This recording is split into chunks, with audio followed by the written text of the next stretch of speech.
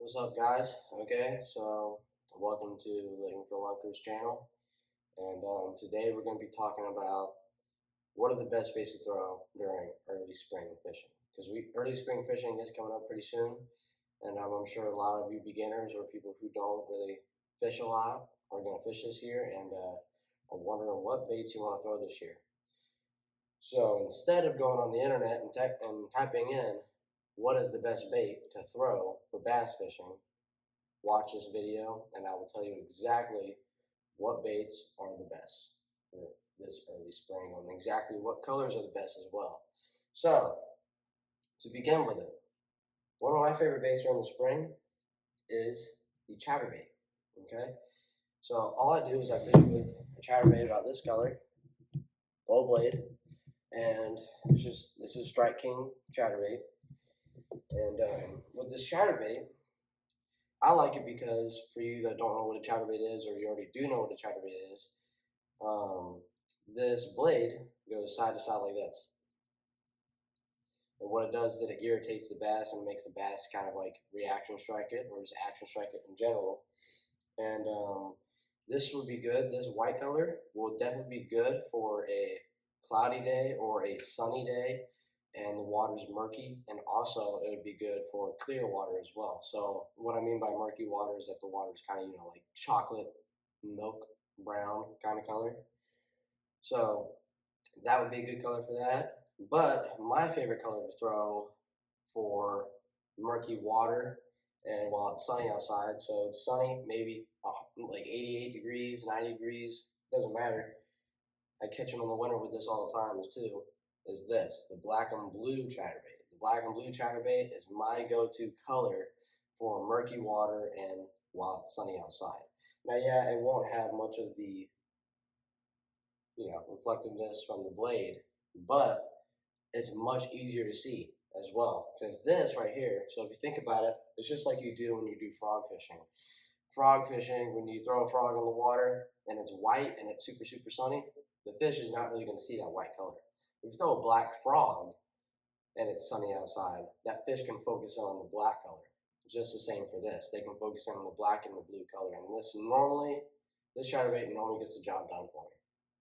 What I like to throw in very clear water, sort of, and it's like cloudy, also like kind of sunny. Like it's kind of cloudy, kind of sunny. The sun, there's no like, there's still clouds in the sky. I like to throw this. I like to throw the bluegill color. Still got the gold blade on it, but the bluegill color is pretty good. I've gotten bites on it. Haven't yet caught a fish on it, but that's because I just don't fish enough. But now that's what I would like to throw during these hot summer days, and it's like during the time of the day you want to throw them is probably in the middle of the day. Um, I would say not like early morning. If you want to throw something like early morning, I would be throwing a buzz bait. But that's like on your own time. Like that's not even one of my favorite baits to throw during the spring. That's not even on the list.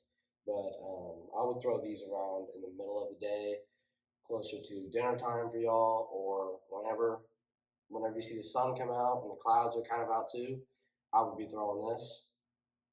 And another bait to throw for the same conditions, but if you're not really a chatterbait fisherman and you don't have a chatterbait, you're waiting to buy one or something, I would go get the spinnerbait out. This spinnerbait, the blades, it's moving a ton of water. The blades are just spinning around. So they just spin around. That didn't really work. They're just spinning around like this. And this color makes it look like a shad. This color makes it look like a shad as well. So it's got a trailer hook on it. So for y'all that don't know, a trailer hook makes your hookup ratio a lot better. It's that hook right there.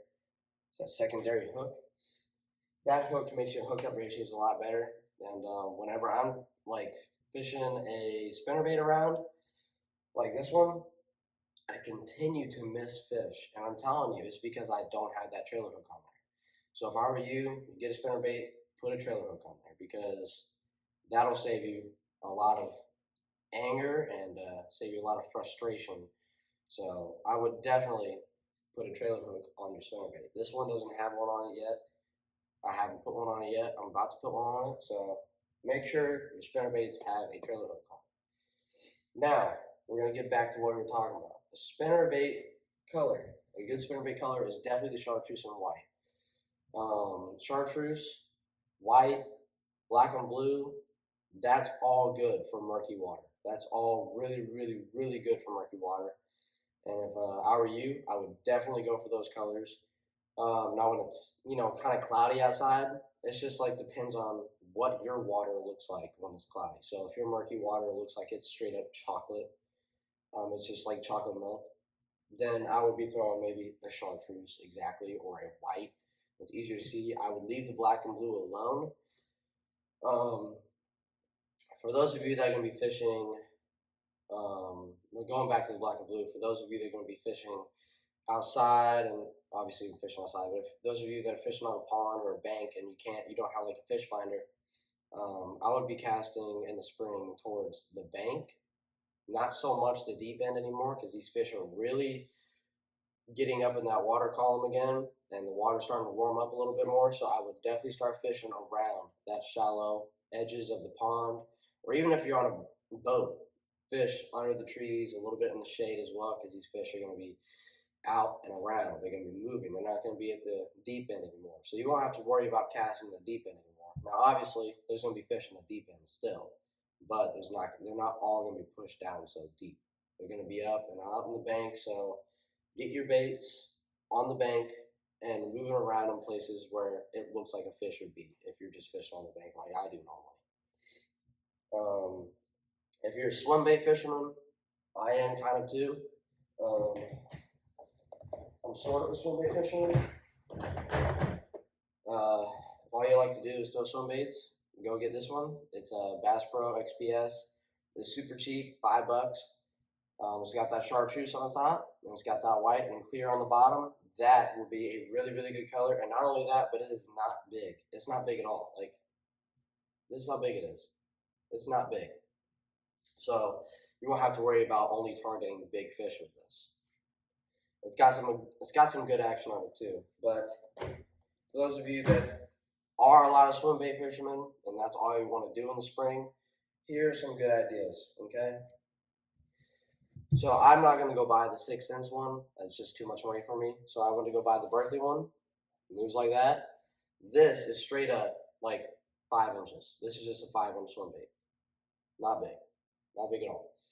So it's still a glide bait. A glide bait, you just want to pop it around and it'll do this. It'll kind of have a sort of a fish like that. And then if you reel it in super slow, it'll just like that. That's a good bait. And also the bigger one, the 7-inch one. This is how big it is compared to my hand. That's the 7-inch one. This is a pretty good one. It's got amazing action on it. So if you're not wanting to go buy a 6-inch one, if I were you, I'd go get this one. Trust me. It works. It works. For those of you that fish with Megabass, boom. Those of you who fish with the Mag Draft, this is it. And either it's Mag Drag or Mag Draft. I keep getting them mixed up. Sorry if I said it wrong. But this has got a magnet at the bottom of it, so the hook will go in, and there's also a little opening right here that you can put your hook into, and now it stays there. So really, during the spring, the reason I'm bringing this up is during the spring, you want to fish something that has action like a shad. These fish are going to be going after a lot of things that are moving around. They're going to be getting prepared for pre-spawn. So you'll make sure you're getting ready for that. And bed fishing is probably what you're looking forward to the most. But before bed fishing, you have to get to early pre-spawn. So early pre-spawn fishing shad colored baits and baits that imitate a shad. And also on top of that, you don't just have to fish shad baits. You can fish jigs and cross, just like this one. I'm covering the head. Like there's no other way to hold it. Alright, so there's the jig. That's a good jig. That's a good color. One of my favorite colors is this one, the blue and the green pumpkin. Okay, these are really, really good colors. Especially black and blue would be good too. What I fish with, sometimes in the spring, these bass get picky also, and they might not like the color of your craw, or they might not like the color of your jig, or it's just too much. Then I like to throw the Rage Bug. It looks like this. Now this is I think it's the bigger version here. Alright, so this is the Rage Bug. Okay, it's sort of like, if you fish with Googan, it's sort of like a Bandito bug. But this normally gets the job done when the jig and the craw don't get the job done. I've had multiple times where I fished with a craw for a whole day, and then I said, okay, well, I guess I'll switch over to a bug and see what happens. And first cast, I got a bite, and I caught a 500 off of it. So it's just those small little changes in the early spring, early pre-spawn. That would be good. Green pumpkin, red flake. So again, I fish with striking. That's just what I fish with. That's just my preference. That's just what I prefer. I think this is actually the smaller size. The bigger size. No, these are both the same size. Well, the reason I said smaller size because they do make smaller sizes of this, so it's also good for finesse fishing if you get the smaller size. But these are all around good colors. And going into the jerkbait system. I like to throw suspending jerkbaits early pre-spawn. Okay, suspending jerkbaits early pre-spawn, amazing. Reason is because when you jerk it, it stays in the same spot that you left it. Okay, it's not going to sink. It's not going to float. If it does sink, it's going to slowly sink, probably about that fast. So it's going to stay there. The fish will be able to get a good look on it, and they'll be like, okay, I'm going for it. You know, so this right here, good bait. This is a good color all around. I like to throw this color a lot. You want to know what it is a XPS jerkbait. I have some Strike King jerkbaits, but they're not suspending, so I didn't want to show you those. And then for a different color, just to show you all the colors of them, you got the shiny kind of chrome color with the green pumpkin on top. This is a good color, especially with the red eyes. That pops out. And it's all around a good color. The only problem with the XPS jerkbaits is that the hook normally gets hooked up on the lip right here really fast. Like, I'm talking really, really fast. So either go get yourself an XPS jerkbait and deal with that, or whatever. But jerkbaits are really good for early spring, especially suspending jerkbaits. But if I were you, I wouldn't just keep on popping it over and over and over and over and over again. If I were you, I'd give it 2 huge pops, let it sit, reel in your slack, 2 huge pops again. I wouldn't go pop, pop, pop, pop, pop. That's just, in my opinion, that's just a little too much for me. But some bass in the early pre-spawn are really looking for that. So you could do that too. But the 2 pop always works for me. So whatever works for you, whatever the fish, if the fish are super active that day, I guess it pop, pop, pop will really, really work. Going on to lipless crankbaits. What I like about lipless crankbaits is that they have a tight wobble because they don't have a lip.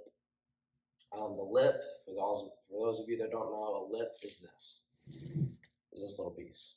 That depends on how far it dives, and if you reel it in faster, how much it's going to dive. So all the lip, you know, just tells you exactly how far it's going to dive. So the lip will always have like a little thing, 5 to 10 feet, 20 to 50 feet, 5 feet. So, but the lipless crankbait doesn't have a lip.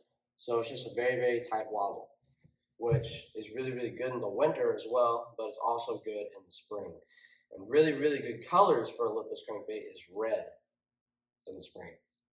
So black and blue, I've never seen a black and blue crankbait, so red is 100% the color I would go with if it's sunny outside and murky water. 100% red all day, every day. Another color would be this one. Sunny outside as well, so they're not biting the red color as well. Now you got a chrome with red little spots on it and red hooks to make it look like it's a dying shad.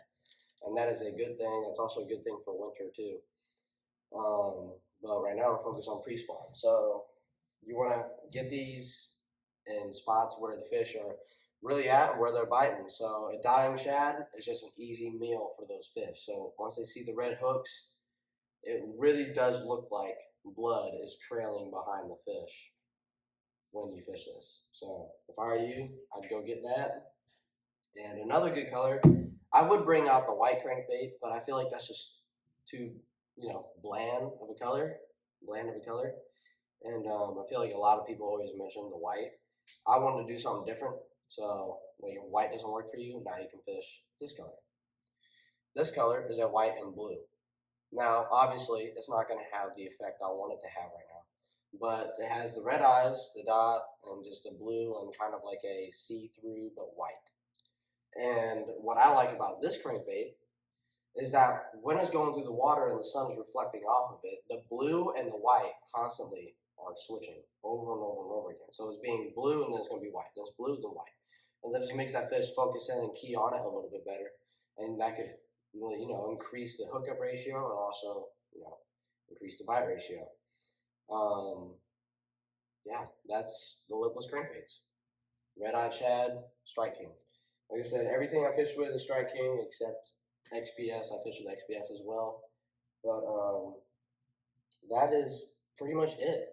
During pre-spawn, you want to make sure you're fishing stuff that's easy for the bass to see and is kind of like, wild and also has blades on it. You just want to fish something that's going to imitate a shad, and if they're not biting shad that day, that's great. Fish a jig, fish a craw, fish a bandito bug, fish a Strike King bug. I don't care what you fish with, but like these baits have to be something that these fish are going to be looking for. So if you go out and fish a huge 9-inch swim bait and they're not biting it that day, you might have to go down to a 5-inch, or you might have to just straight up go down to this. It all depends on the fish bite. So for you new beginners, don't give up on fishing if it doesn't work out in the beginning. If you start fishing all these baits, you're like, man, that guy totally lied to me.